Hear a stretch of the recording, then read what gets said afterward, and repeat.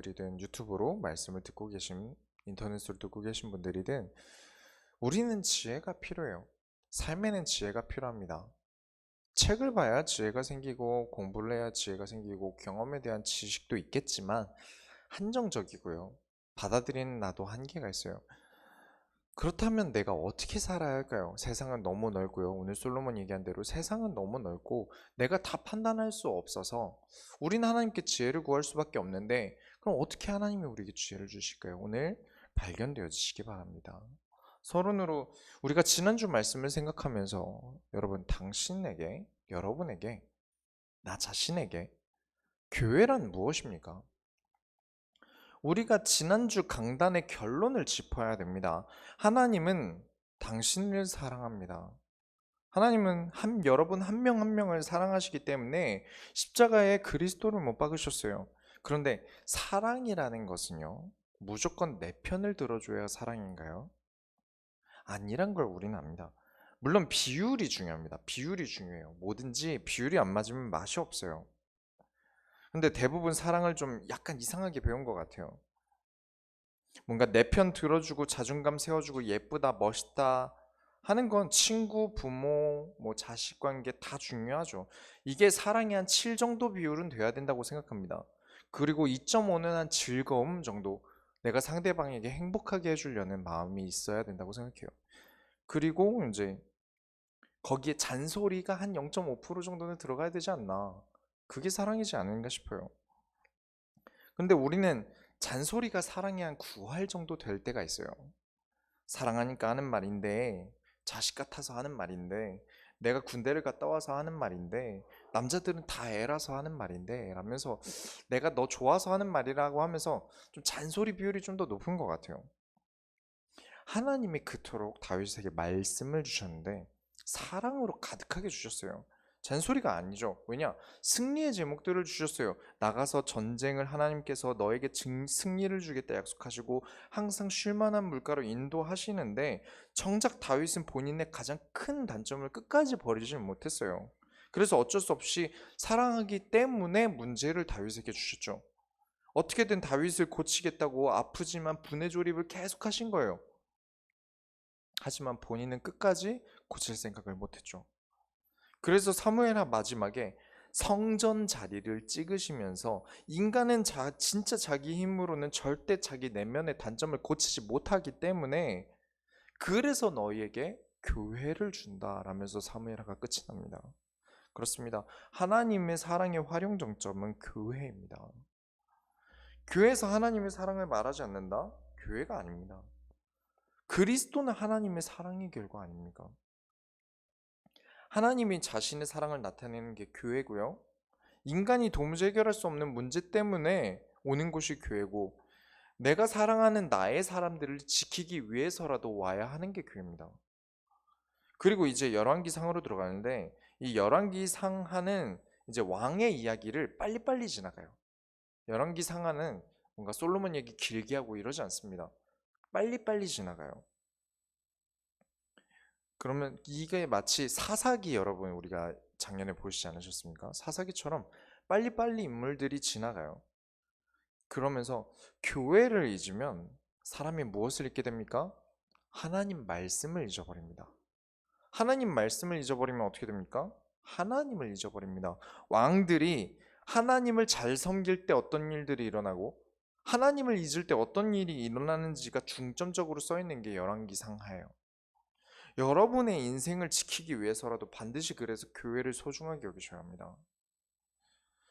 이제 열왕기상에 들어가는데 이 열왕기상 초반은 좀 재미가 없을 거예요. 사람도 많이 나고요. 스토리도 그다지 끌리진 않을 거예요. 그래서 오늘은 좀 말씀을 짧게 전하겠지만 짧은 만큼 여러분이 집중해서 들으시기 바랍니다. 서론을 이제 본론으로 들어가겠습니다. 솔로몬 왕이 이제부터 왕이 됩니다. 다윗 왕의 첫째 왕 어떻게 됐죠? 둘째 아들이 죽였습니다. 둘째 아들은 어떻게 됐죠? 왕의 군대 장관이 죽였어요. 이제 세 번째 아들이 남았는데 이 아들이 아도니아라는 왕자인데 1장 6절에 보면 아도니아는 압살롬 다음에 태어난 자요. 용모가 심히 준수한 자라 그의 아버지가 내가 어찌하여 하였냐고 하는 말로 한 번도 그를 섭섭하게 한 일이 없었더라.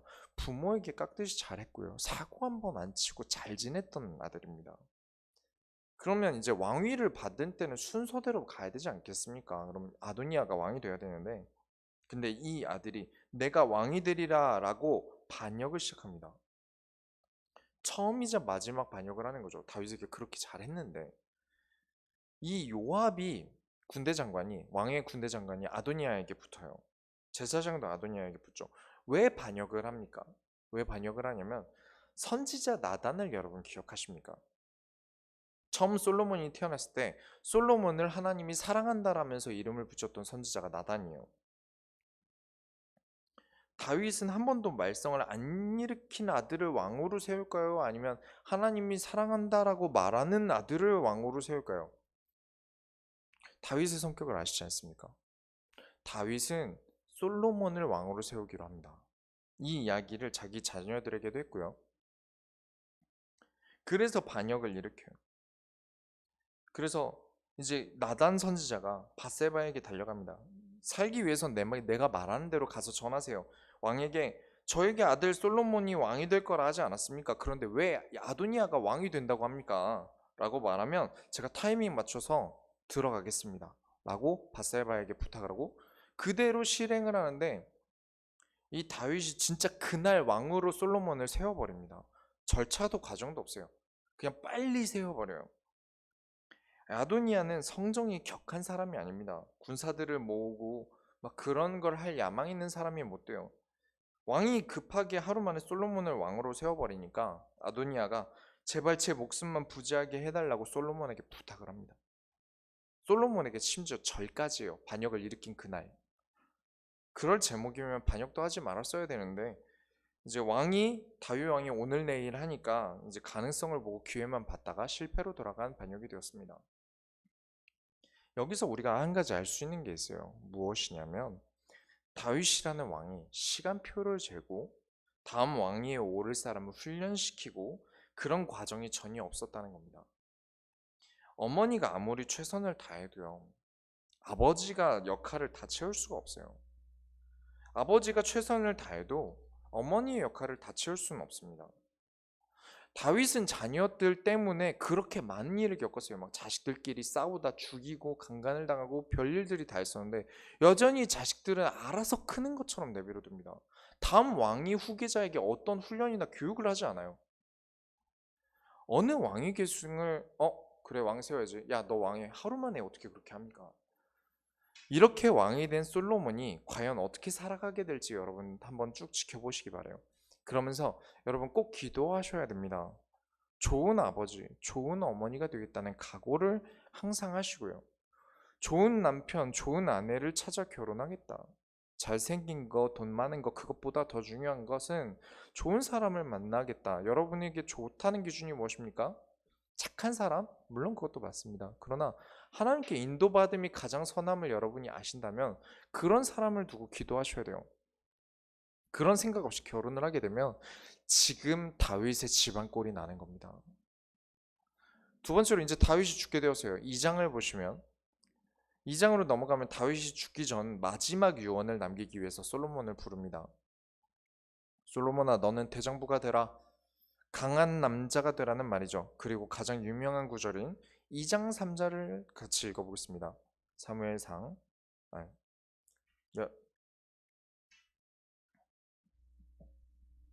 11기상 2장 3절을 보시면 다 같이 읽겠습니다. 내 하나님 여호와의 명령을 지켜 그 길로 행하여 그 법률과 계명과 율례와 증거를 모세의 율법에 기록된 대로 지키라. 그리하면 내가 무엇을 하든지 어디로 가든지 형통할지라. 정말 맞는 말이고요. 정말 정답이고요. 이게 진리입니다. 하나님의 말씀을 따라 살아가면 형통합니다. 그게 진짜 지혜예요. 그런데 다윗은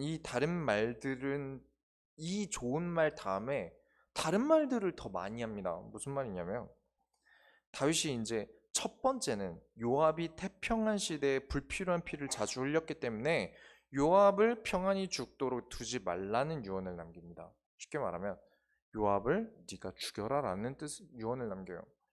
근데 저와 여러분들은 우리가 지금까지 사무엘 상하를 보셨으면 알고 있죠. 요압이 이 피를 안 흘렸으면 다윗은 벌써 죽었거나 나라가 망했을 거예요. 다윗이 잘못한, 쉽게 말하면 흘리고 다닌 똥을 치운다고 요압이 얼마나 고생했습니까? 뭐 그 중에서 원수심과 권력을 취해 사람을 죽인 일도 있었어요. 그 다음은 바르실레라는 노인의 아들들과 함께 식사하는 자리를 매번 가지라고 솔로몬에게 얘기를 합니다. 그가 나의 생명을 도왔다는 유언을 하는데, 다윗 왕이 이 바르실레 노인의 손자 5명을 잡아서 기드온 사람에게 보내서 죽게 만든 사건이 있었어요. 저라면 양심이 찔릴 텐데 다윗은 그런 게 별로 없습니다. 그런 사람들이 있지 않습니까? 워낙 남의 마음을 헤아릴 줄 모르고 무슨 일이 생기면 다 남 탓하고 자기 탓은 하나도 없으신 분들이 있어요. 다윗의 유언을 보면 좀 그런 게 느껴집니다. 그 다음 유언은 시므이라는 사람을 곱게 살다 죽게 두지 말라, 지혜롭게 죽이라는 유언을 남깁니다. 언제나 하나님이 시므이를 통해서 나에게 뭐라 하신 거라 해놓고 이렇게 뒤끝이 있어요. 시므이가 어떤 일이 있었죠? 다윗이 압살롬의 반역 때문에 도망갔을 때 시므이가 막 돌 던지고 저주합니다, 다윗을. 그러다가 다윗이 살아 돌아올 때 시므이를 용서했고요. 그랬는데 이 유언에 시므이 죽여라라고 유언을 합니다. 근데 이 시므이가 열왕기상 1장 8절에 보면 다윗에게 아도니아가 반역을 할 때 시므이는 솔로몬 편에 섭니다. 그만큼 다윗의 편에서 솔로몬을 응원했는데, 역시 다윗은 사람 마음을 보는 사람이 아니에요. 일을 하는 사람입니다. 열왕기상에는 이 정도 유언만 기록되어 있지만 역대상이라는 성경에는 다윗의 유언도 많고요. 다윗이 성전을 짓기 위해 어떤 일들을 했는지가 많이 나옵니다. 이제 사무엘 상부터 열왕기 하까지의 내용들에 대한 추가 설명이 역대상하에 있어요. 그래서 기록이 되었던 게 조금 다른 기록들도 많이 있고 추가 기록들이 많이 있기 때문에 오늘은 이 열왕기상에는 빨리빨리 지나가는 성경이라는 걸 꼭 인지하고 보셔야 됩니다. 다윗이 얼마나 하나님을 잘 섬겼는지, 하나님을 후대에게 남기려고 부단히 노력하고 찬양팀을 만들어 하나님을 경배하게 만들고, 우리가 지금까지 성경을 보면서 보지 못했던 다윗이 하나님을 잘 섬겨서 하나님의 사랑을 받았던 내용들이 많이 나옵니다. 하지만 한 가지 여러분들은 분명한 걸 알고 계시죠? 다윗이 가족에게는 정말 못했다는 겁니다. 어느 성경을 봐도 가족에게는 정말 못했어요. 일은 잘하는데 사람으로서 많이 아쉬운 인물입니다. 자, 이제 시므이 어떻게 됐을까요? 솔로몬이 시므이에게 예루살렘 떠나는 순간 내가 널 죽이겠다. 반역했던 사람은 아니니까 내가 살려는 주는데 예루살렘 떠나지 말고 내 시야 안에 있어라 했는데, 시므이의 종 둘이 다른 나라로 도망을 가버려요. 그래서 그 지역으로 잡으러 가다가 실수로 예루살렘을 넘어가 버려요. 이게 들켜서 이제 시므이가 죽게 됩니다. 솔로몬은 행동이 차가운 사람이에요. 요압은 어떻게 되는지 아십니까? 바로 요압은 솔로몬을 피해서 도망갔지만 요압 역시 바로 잡아서 죽입니다. 솔로몬이. 행동이 차가워요. 정의나 용서나 상황을 보거나 그런 것 없이 아니다 싶으면 바로 목이 날아갑니다. 그게 솔로몬이 했던 정치예요.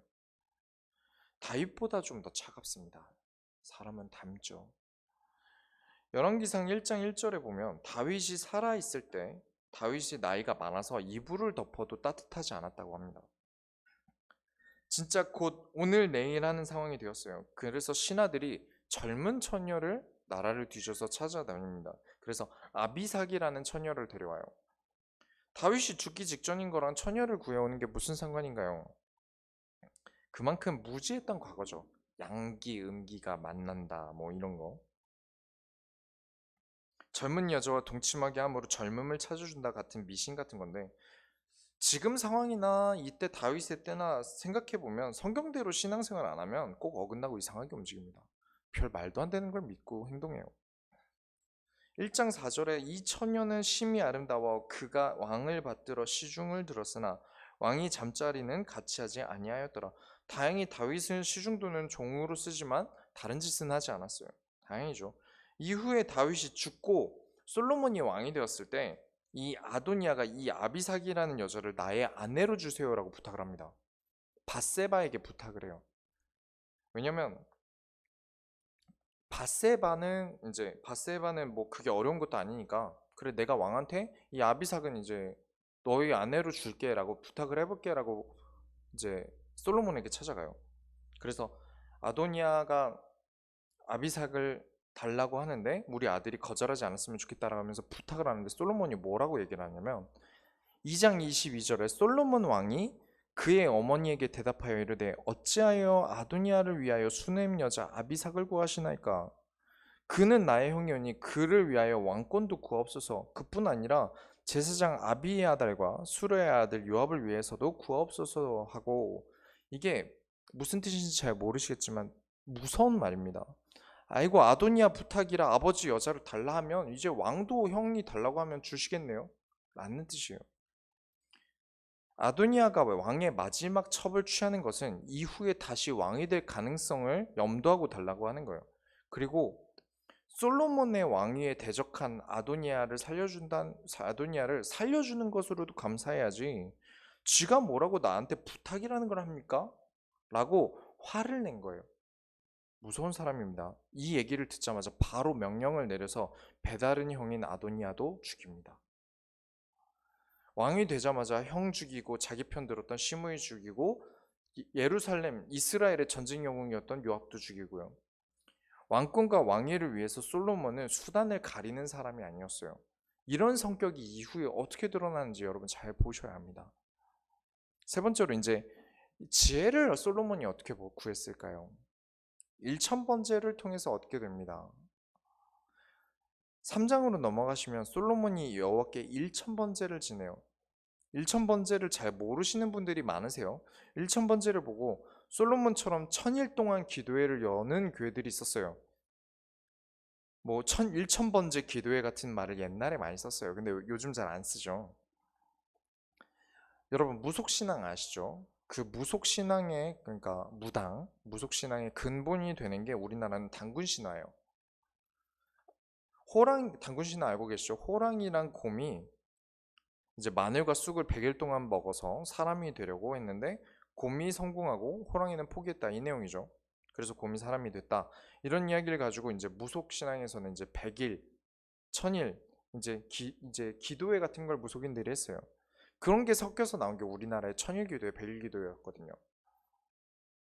솔로몬이 드린 1000번제는 1000일 동안 드린 제사가 아니라 소 1000마리를 하루 만에 드린 제사입니다. 소 1000마리를 하루 만에 하나님께 드린 제사가 1000번째예요. 1000일 동안 나눠서 드린 게 아니라 하루 만에 다 드린 겁니다. 막대한 자산이에요. 소 1000마리면 엄청 큰 자산입니다.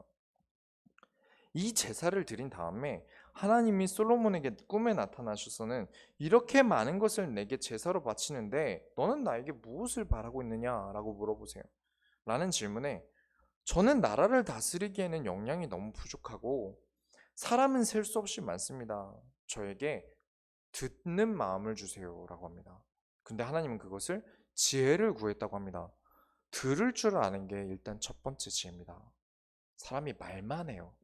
많은 분들이 말만 합니다. 말을 어떻게 해야 잘하지라는 지혜만을 생각해요. 그렇지만 진짜 말을 잘하기 위해서는 듣는 지혜가 먼저입니다. 내가 판단할 수 있는 것을 말하는 거죠. 그래서 이 말에 하나님이 아주 흡족하게 여기시고 솔로몬에게 지혜를 주시기로 함과 동시에 나의 명령과 법도를 잘 지키라고 당부합니다. 그리고 우리가 알다시피 솔로몬은 지혜의 왕이 되죠.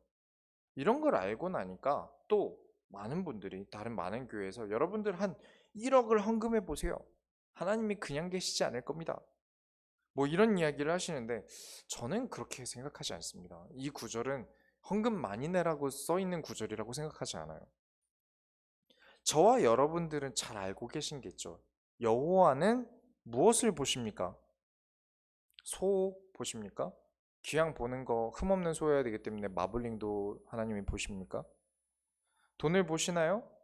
외모를 보시나요? 아니죠. 하나님은 중심을 보십니다.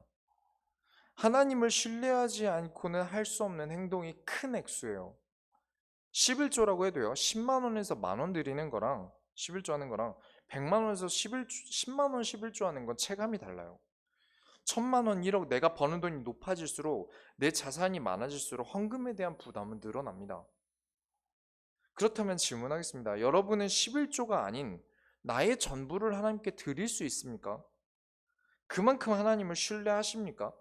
하나님이 그러실 리 없으시지만 혹시 하나님이 너의 전부를 나에게 달라 하시면 여러분은 드릴 수 있습니까?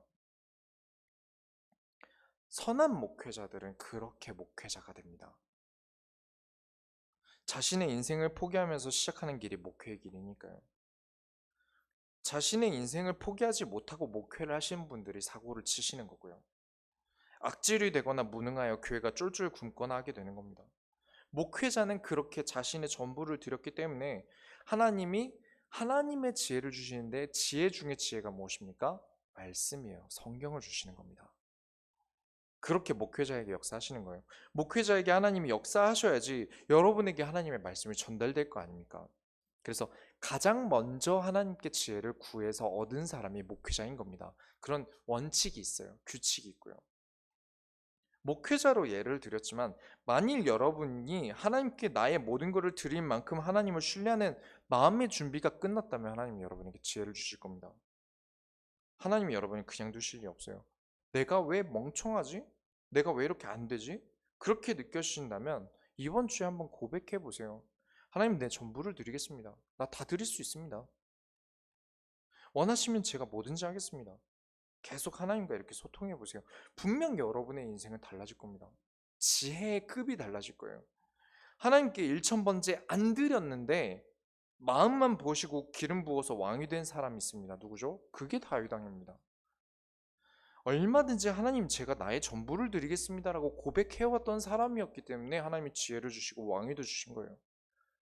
1,000번째 꼭 드려야 된다, 헌금 많이 드려야 된다, 그런 거랑 관련 없는 성경입니다. 결론을 내리겠습니다. 여러분은 세 가지에 도전하셔야 됩니다. 교회, 세상, 가정에 도전하셔야 됩니다. 인생이라는 거 쉽지 않죠. 삶이 넉넉하지 않고 넉넉해도 넉넉한 만큼 근심과 걱정이 일어나고요. 관리할 것도 많고 신경 쓸 것도 많고요. 그래서 사회생활 때문에 집에서 편하려고 하죠. 목회 길을 가면서 많은 가장들을 보았어요. 돈을 벌어다 주고 집에서 눈치 안 보고 싶어 하시는 분들도 많이 봤고요. 부모가 완전 시중인 자녀들도 봤어요. 또 부모가 부모 노릇을 전혀 안 해서 10대 때부터 나가서 힘들게 돈을 벌다가 너무 고생하고 어른들 사이에서 미성년자가 돈 벌다가 돈 떼먹히고 이런 아이들도 정말 많이 봤습니다. 집에서 잘하는데 밖에서 버는 경제가 부족한 분들도 계셨어요. 제가 아는 어떤 가정은 예를 하나 들자면 아들이 군대를 갔는데 군대에서 쓰면 얼마나 쓰겠습니까? 라고 생각하고 카드를 줬어요. 신용카드를 줬는데 한 달 만에 카드 고지서에 60만 원이 찍힌 거예요. 그래서 어디다 썼는지 내역서를 봤더니 부모님 돈으로 아주 베푸는 삶을 사셨더라고요. 저라면 양심이 찔려서 못 그럴 것 같은데 가끔 종종 뭐 엄마 돈이잖아, 아빠 돈이잖아 라는 말을 하는 경우에 자녀들도 많이 봤고, 내 자식이면 아무것도 아끼지 않는다. 이 세월호 사건을 봐라. 내 자식 언제 잃어버릴지 모른다면서 나의 영혼을 투자하시는 분들이 계세요. 내가 몸이 아파 몸져 누워도 내 자식 밥은 챙겨주시고. 5월은 무슨 달입니까? 가정의 달이죠. 원래 오늘은 어린이 주일인데 우리 교회는 어린이가 없어서 안 지키고 있습니다만, 저는 시작이 전부라고 생각하는 사람입니다. 시작이 삐끗하면 계속 삐끗해요. 다시 고치기도 힘들어요. 자동차가 새로 나온 날 내 가정을 돌보는 것, 이제 자동차가 새로 나온 날부터 문제가 있으면 이후에 큰 사고로 번지지 않습니까? 저는 시작이 거진 전부라고 봐요. 내 가정을 돌보는 것도 중요합니다. 그리고 내 가정을 이루는 것도 신경 써서 보셔야 합니다. 가족은 함부로 만드는 게 아니에요. 아무나 만나 결혼하는 것도 아니고요. 그냥 낳아놓으면 알아서 잘 크는 것도 아닙니다. 서로 잘 안 맞으면 이혼하면 됩니까? 그게 자식들에게 무슨 일입니까? 그 상처를 어떻게 견디고 살아가는 건지 모르겠어요. 물론 이혼에 대해서는 가정폭력, 뭐 빚에 대한 문제 등등 이혼해야 될 만한 이유들이 있습니다. 제가 말씀드리는 건 그렇지 않고 자꾸 부모로서의 인생이 아니라 나의 인생을 살겠다라고 자꾸 나아가시는 분들이 계셔요. 그러면서 내가 돈 버는 거 가족한테 안 쓰고 나 쓰고 싶은데 쓰는 총각 처녀 때가 그립다라면서 집 밖으로 나가시는 분들도 계세요. 여러분은 세 가지에 도전하셔야 됩니다. 나는 하나님께 나의 모든 것을 드릴 것이다. 신앙에 대한 도전이 첫 번째 도전이고요. 나는 하나님께 모든 걸 드린다고 하고선 드릴 게 없음이 부끄럽다. 세상에 대한 성공에 대한 도전을 꼭 하셔야 됩니다. 세 번째로, 나는 하나님을 사랑하고 어디나 사랑받는 하나님의 지혜로 성장하는 가정을 만들겠다. 도전하셔야 됩니다. 이미 가정이 있든 아니면 이후에 만들든 똑같아요. 이미 이뤘다고 해도 늦지 않습니다. 다시 잘할 수 있어요. 피는 물보다 진합니다. 도무지 답이 안 나는 가정에 살고 계십니까? 그렇다면 여러분이 만드실 가정은 달라야 합니다. 엄마 손은 얼룩소, 엄마 닮았죠. 우린 부모 닮을 수밖에 없어요. 답 없는 가족의 자녀가 또 답 없는 가족을 만들어내는 경우가 세상에 흔합니다. 다윗의 가장 큰 문제가 무엇이었죠? 가족이 문제였습니다. 나라는 정말 부강했어요. 그 다음 아들인 솔로몬의 문제가 뭐였습니까? 여러분들 성경 아시는 분들 다 아시죠? 가족 문제 때문에 나라가 두 쪽으로 갈라져 버립니다. 나라는 그렇게 잘 다스렸는데요. 가족 문제 하나 때문에 하나님이 나라를 두 쪽으로 갈라버려요. 나라가 분단돼 버립니다. 여러분, 어느 하나도 놓치지 마세요. 내가 어떻게 다 신경 써? 아니요, 도전하셔야 됩니다. 욕심내셔야 돼요. 어느 것 하나도 놓치지 마셔야 됩니다. 이 세 가지를 도전하는 모든 소원교회 성도들이 다 되시기 바랍니다. 우리가 하나님의 소원을 이루어드립시다. 기도하겠습니다. 하나님 감사합니다. 우리가 다윗 왕과 솔로몬 왕을 보면서 우리가 인간으로서 부족한 부분들을 채우기 위해 하나님께 지혜를 구합니다. 나의 모든 것을 드릴 수 있는 신앙이 되게 하시고 나의 모든 것을 드리기에 나의 가정도 하나님께 인도받는 가정으로 이룰 수 있도록 하나님 우리를 이끌어 주옵소서. 우리가 세상을 승리하는 도전에 멈추지 않게 하여 주옵소서. 살아계신 예수 그리스도의 이름으로 기도드렸습니다. 아멘.